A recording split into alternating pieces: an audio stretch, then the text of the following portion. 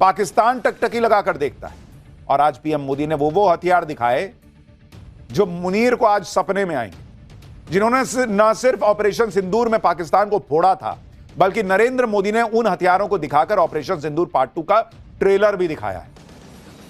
Parade में जो भी हथियार आ रहे थे उनकी डिटेल्स के बारे में पीएम मोदी यूरोप के नेताओं को खुद बता रहे थे। गणतंत्र दिवस परेड में जितनी चर्चा भारत के हथियारों की हुई, उतनी ही चर्चा जिस तरह से एक एक डिटेल नरेंद्र मोदी यूरोप के नेताओं को बता रहे थे, उसकी भी। पीएम मोदी ने गणतंत्र दिवस की परेड में भारत की सैन्य ताकत के प्रदर्शन में कोई कंजूसी नहीं रखी। खास तौर पर गणतंत्र दिवस में पाकिस्तान पर विजय का प्रतीक बन चुके ऑपरेशन सिंदूर की झलकियां दिखाई। जैसे ये तस्वीर देखी, इसमें ऑपरेशन सिंदूर में तीनों सेनाओं ने कैसे पाकिस्तान को धुआं किया था, उसकी झांकी दिखाई गई। तीनों सेनाओं की ज्वाइंट ताकत के बारे में बताया गया। विक्ट्री थ्रू जॉइंटनेस का मैसेज दिया गया। इस झांकी में राफेल, ब्रह्मोस मिसाइल, आकाश एयर डिफेंस सिस्टम, रूस के S-400 सब एक साथ दिखा दिए गए भाई। यानी रूस से भयंकर चिढ़ने वाले यूरोप के नेताओं के सामने पीएम मोदी ने यह हथियार दिखा दिया। गणतंत्र दिवस की परेड में भारत की पहली long range anti-ship hypersonic glide missile का भी प्रदर्शन हुआ। ये देखिए, ये वो मिसाइल सिस्टम है जो कोसों दूर से समंदर में दुश्मन के वॉरशिप को तबाह कर सकते हैं। परेड के दौरान इस मिसाइल सिस्टम ने सबका ध्यान खींचा, क्योंकि भारत ने पहली बार सार्वजनिक तौर पर इसका प्रदर्शन किया। इस मिसाइल सिस्टम की रेंज 1500 किलोमीटर है और इसकी स्पीड 6000 किलोमीटर प्रति घंटे से ज्यादा। इस मिसाइल सिस्टम को DRDO ने बनाया है और पिछले साल नवंबर में ही इसका सफल परीक्षण किया गया था। यह वो मिसाइल सिस्टम है जो दुनिया के गिने चुने देशों के पास है। यह भारत की पहली हाइपरसोनिक मिसाइल है। पीएम मोदी ने खास तौर पर इस मिसाइल सिस्टम के बारे में यूरोपीय देशों को बताया और दिखाया कि यह भारत के स्वदेशी हथियारों की ताकत है। परेड में सबकी धड़कनें तब बढ़ गईं जब वायुसेना ने अपनी ताकत का जलवा दिखाया। परेड के दौरान स्वदेशी ध्रुव एडवांस लाइट हेलीकॉप्टर और रुद्र हेलीकॉप्टर ने ऑपरेशन सिंदूर लिखा हुआ झंडा आसमान में लहराया। यानी आसमान से भी ऐलान कर दिया गया कि कैसे भारत ने ऑपरेशन सिंदूर में पाकिस्तान को फोड़ा था। ये तस्वीरें देखिए। वायुसेना ने ध्रुव और रुद्र हेलीकॉप्टर की उड़ान के दौरान जो फुटेज रिकॉर्ड की थी, उसे भी जारी किया गया। इस फुटेज में दिखा कि कैसे कर्तव्य पथ के ऊपर ऑपरेशन सिंदूर वाला झंडा लहरा रहा था। ये देखिए, हेलीकॉप्टर के साथ साथ ही वायुसेना के फाइटर जेट्स ने भी अपनी ताकत दिखाई। वायुसेना ने 2 राफेल, 2 सुखोई, 2 MiG-29 और एक जैगुआर लड़ाकू विमान के साथ सिंदूर फॉर्मेशन बनाया। जरा एक बार इनकी गूंज सुनिए।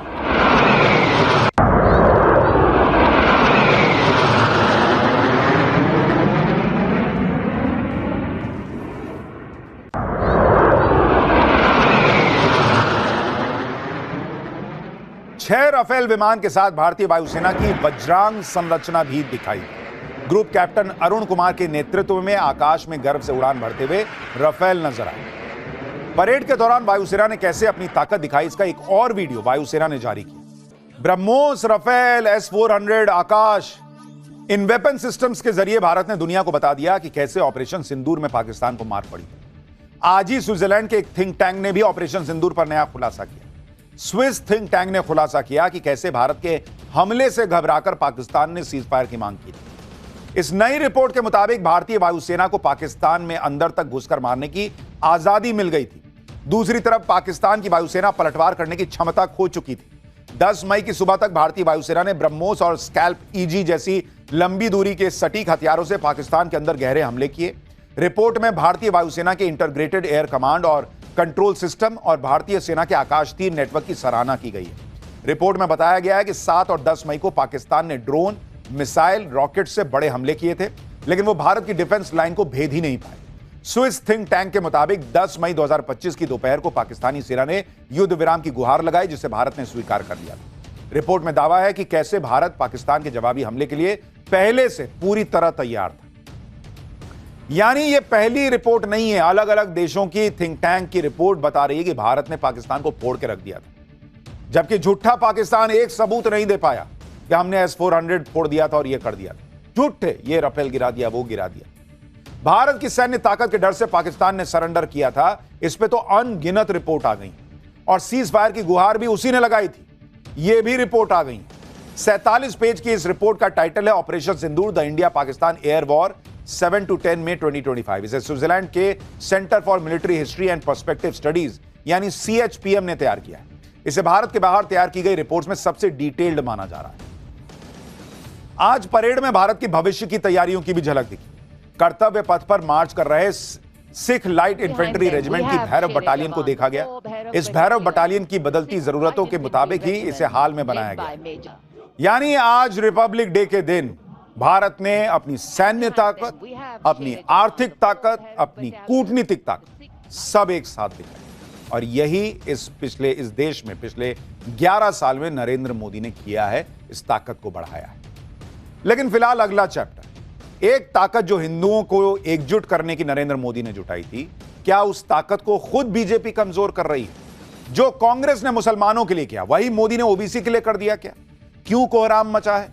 एक है तो सेफ है, तो फिर हिंदू को बांटने का आरोप क्यों लग रहा है? यूजीसी का नया नियम बदलेंगे क्या पीएम मोदी? अब इसका चैप्टर देखिए। यूजीसी के नए रेगुलेशंस को लेकर इस वक्त भयंकर बवाल मचा हुआ है देश में, सोशल मीडिया पर खास तौर पर। पहले से ही कई दिनों से लोग इस पर खूब लिख रहे हैं सोशल मीडिया पर, लेकिन अब यह बवाल सोशल मीडिया से धीरे धीरे सड़क पर आता दिख रहा है। और इस वक्त की स्थिति यह हो गई है कि यूजीसी के नियमों को लेकर सामान्य वर्ग में जो आक्रोश है वो बढ़ता चला जा रहा है। जनरल कैटेगरी में जो आक्रोश है वो अब कई जगहों पर सड़क पर प्रदर्शन के तौर पर दिखने लगा है, और इसके विरोध में कुछ जगहों पर इस्तीफे होने लगे हैं। इसमें सबसे ज्यादा चर्चा यूपी के एक ब्राह्मण अधिकारी की हो रही है, जिसने यूजीसी के नए रेगुलेशन के विरोध में सिटी मजिस्ट्रेट के अपने पद से इस्तीफा दे दिया है। इस ब्राह्मण अधिकारी ने क्या कहते हुए इस्तीफा दिया, कैसे सामान्य वर्ग के लोगों में यह आक्रोश है कि यूजीसी के नए नियमों में उनके बच्चों को कॉलेजेस में, यूनिवर्सिटीज में, शिक्षण संस्थानों में गलत तरीके से निशाना बनाया जा सकता है। कैसे यह आरोप लग रहा है कि नियमों से सामान्य वर्ग के बच्चों को मौत के मुंह में धकेल रहे हैं क्या? जहां उनके खिलाफ कोई भी झूठी शिकायत कर देगा तो उनका पूरा करियर तबाह हो सकता है। कैसे यह आरोप लग रहे हैं कि यूजीसी के नए नियम जातिगत विभाजन को बढ़ावा देने वाले हैं, जहां जनरल कैटेगरी को पहले ही अपराधी मान लिया जाएगा क्या? ऐसे आरोपों को लेकर क्या कोहराम मच गया है? कैसे सवाल उठ रहे हैं? कांग्रेस का कौन सा कानून है जिसे अब बताया जा रहा है कि बीजेपी भी तो वही काम कर रही है? पीएम मोदी खुद हिंदू एकता की बात करते करते एक है तो सेफ है जैसे नारे देते देते ये कैसे यूजीसी का नया नियम आ गया, ये लोग पूछ रहे हैं। इस नियम को लाने की जरूरत क्या थी, लोग पूछ रहे हैं। दिल्ली से लेकर बिहार, महाराष्ट्र तक हिंदुओं में बिना बटे पीएम मोदी के वोट के तौर पर अपना समर्थन दिया। लेकिन आज वही हिंदू पूछ रहा है कि जब वोट देते वक्त हिंदू को एक होना चाहिए, तो वोट लेने के बाद नीतियां बनाते वक्त उनको अलग करके क्यों देख रही है सरकार? यूजीसी के नए नियम को देखकर लोगों को कांग्रेस के जमाने में लाए गए कम्युनल बिल की याद आ रही। लोग कह रहे हैं कि केंद्र सरकार क्या कांग्रेस वाला कांड कर रही है। आज इसके बारे में विस्तार से आपको बताऊं कि जो काम मुसलमानों के लिए कांग्रेस ने किया, क्या वही काम नरेंद्र मोदी सरकार ने ओबीसी के लिए कर दिया? और कैसे जबरदस्त कोहराम मचा है इस पर। जब यह कोहराम मचा है तो क्या यूजीसी के नए नियम नरेंद्र मोदी बदल देंगे? इस सब के बारे में बात होगी आज। यूजीसी के नए नियमों के खिलाफ अब तक सोशल मीडिया पर बोला जा रहा था, लेकिन अब खुलकर विरोध होने लगा है।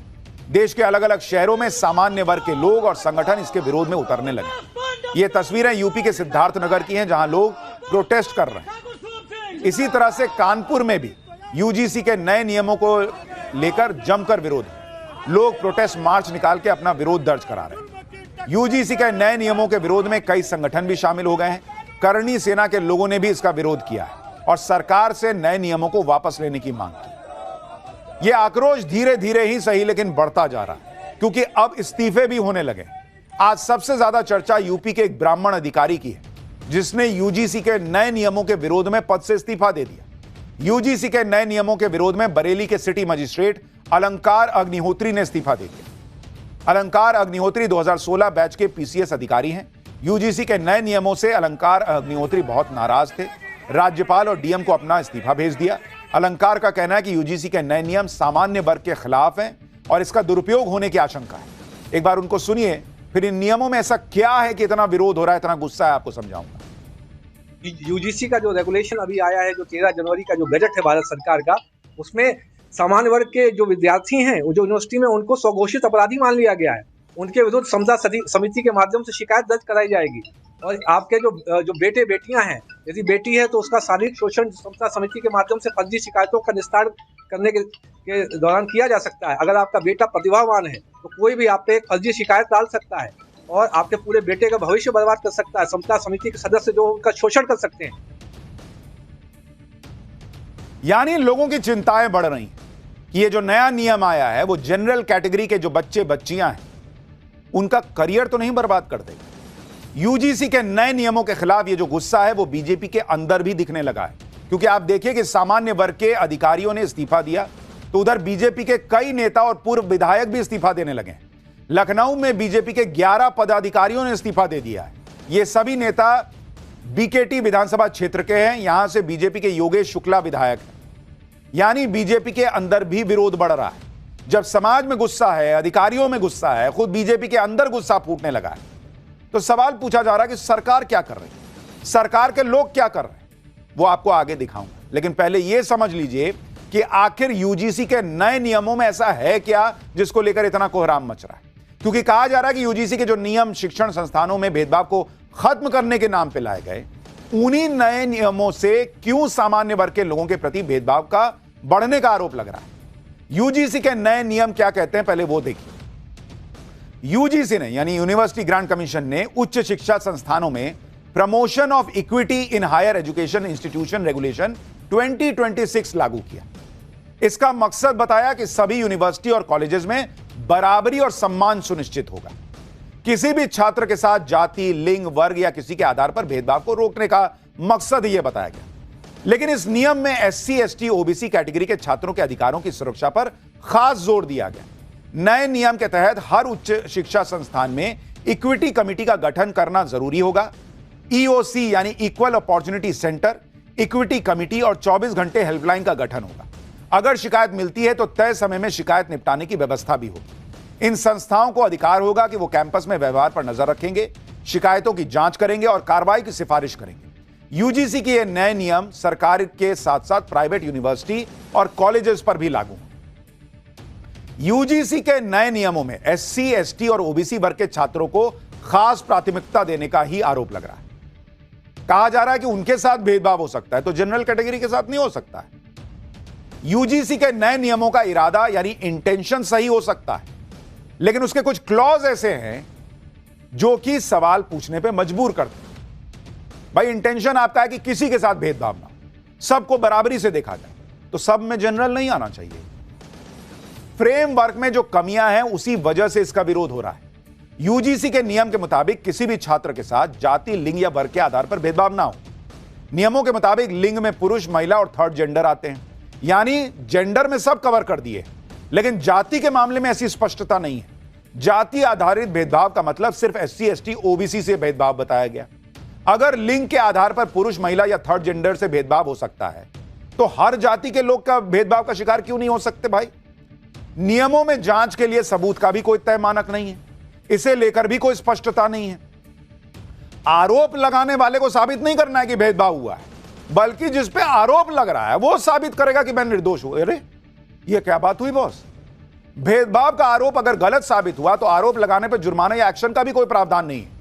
मतलब अगर पता चला कि आपने झूठे आरोप लगा दिया, किसी को फंसाने के लगा दिया, तो आप पे कुछ एक्शन हो सकता है, वो प्रावधान ही नहीं है। तो भाई आपने तो कोई कुशन ही नहीं दिया है कि भाई झूठा आरोप कोई ना लगाए। पहले से एससी, एसटी एक्ट लागू ही था। अब यूजीसी के नए नियमों में ओबीसी वर्ग को भी सुरक्षा दे दी गई, जबकि इसी देश में जेएनयू जैसी यूनिवर्सिटी में ब्राह्मण विरोधी नारे लगते आए हैं। क्या वो भेदभाव की कैटेगरी में नहीं आता है? तिलक, तराजू और तलवार, इनको मारो जूते चार, ये जनरल कैटेगरी के साथ भेदभाव में नहीं आता है।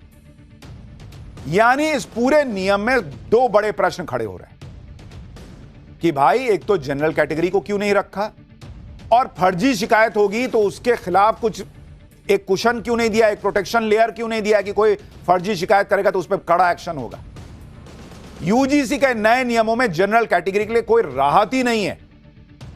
एक तरीके से मान लिया गया कि जनरल कैटेगरी के छात्रों से भेदभाव हो ही नहीं सकता, यही भेदभाव करेंगे। और दूसरी बात यह कि जनरल कैटेगरी के छात्रों को हमेशा डर के साए में रहना पड़ेगा, क्योंकि भाई अगर किसी ने लगा दिया कोई झूठा आरोप तो एक तो उसको डर नहीं होगा कि भाई झूठा लगा रहे हैं तो फंसेंगे तो क्या होगा, और दूसरी बात जिस पर लग रहा है उसको साबित करना कि भाई मैंने ऐसा नहीं किया है, लगाने वाले को साबित नहीं करना है। अब यही लोगों की चिंता का विषय बन रहा है। ऐसा नहीं है कि हर SC ST OBC गलत ही आरोप लगाता है, उनके साथ कुछ गलत नहीं हुआ, इस देश में हुआ है, लेकिन इसका मतलब यह नहीं है कि आप जनरल कैटेगरी के साथ कुछ गलत नहीं हुआ यह मान के चले, या उनके साथ उन पर गलत आरोप लग सकता है यह भी मान लें। UGC के नए नियमों का दुरुपयोग होने की आशंका जनरल कैटेगरी को सता रही है। आप देखिए, जनरल कैटेगरी के छात्रों से नए नियमों की धमकी देकर कोई भी काम कराया जा सकता है, लोग सोशल मीडिया पर लिख रहे हैं। जनरल कैटेगरी के छात्रों के साथ अत्याचार बढ़ने की आशंका है, लोगों को लगता है सोशल मीडिया पर। किसी भी फर्जी केस में फंसाने का डर हमेशा सताता रहेगा उनको। उच्च शिक्षा संस्थानों में राजनीति बहुत ज्यादा बढ़ जाएगी, पढ़ाई की जगह कॉलेज में जातिवाद बढ़ेगा, छात्रों के बीच जाति आधारित दूरियां बढ़ सकती हैं। भाई आप देखिए ना, आप कह रहे हैं हिंदू एक है तो सेफ है, जब एक है तो सेफ है ये है, तो फिर उसको अलग अलग देख क्यों रहे हैं आप? कल को भाई दोस्ती कैसे होगी? मां बाप तो डर के मारे समझा के भेजेंगे भाई दूर रहना, कल को किसी से कुछ कह दिया तो कांड हो जाएगा। आप क्या चाहते हैं? कल कॉलेज में, यूनिवर्सिटीज में लोग एक दूसरे से दोस्ती करने के पहले यह चेक करें कि तुम जनरल हो कि तुम OBC हो या तुम SC ST हो। यह चाहता है UGC। इसी वजह से लोग कह रहे हैं कि UGC के नए नियम हिंदुओं को बांट रहे हैं। SC ST OBC और सामान्य वर्ग के बीच दूरियां इससे बढ़ सकती हैं। UGC के नए नियमों की तुलना लोग 2011 में कांग्रेस एक कम्युनल बिल लाई थी उससे कर रहे हैं। सोचिए क्या दिन आ गया है कि बीजेपी के नियम की तुलना कांग्रेस के जमाने में भेदभाव से हो रही है, और उस बिल का बीजेपी ने विरोध किया था। उस बिल में दंगे की स्थिति में अल्पसंख्यक को पीड़ित और बहुसंख्यक को दोषी पहले से मान लिया गया था। अरुण जेटली, बीजेपी सबने तब विरोध किया था कि अरे आप ऐसे कैसे मान लिए कि अल्पसंख्यक हमेशा विक्टिम ही होगा और बहुसंख्यक हमेशा प्रताड़ित करने वाला होगा या हिंसा करने वाला होगा। आज लोग पूछ रहे हैं कि जो कांग्रेस ने किया था मुस्लिम वोट के लिए, बीजेपी वही नहीं कर रही है OBC SC ST वोट के लिए। क्या आपने पहले ही मान लिया है कि जो विक्टिम होगा वो SC ST OBC होगा और जो प्रताड़ित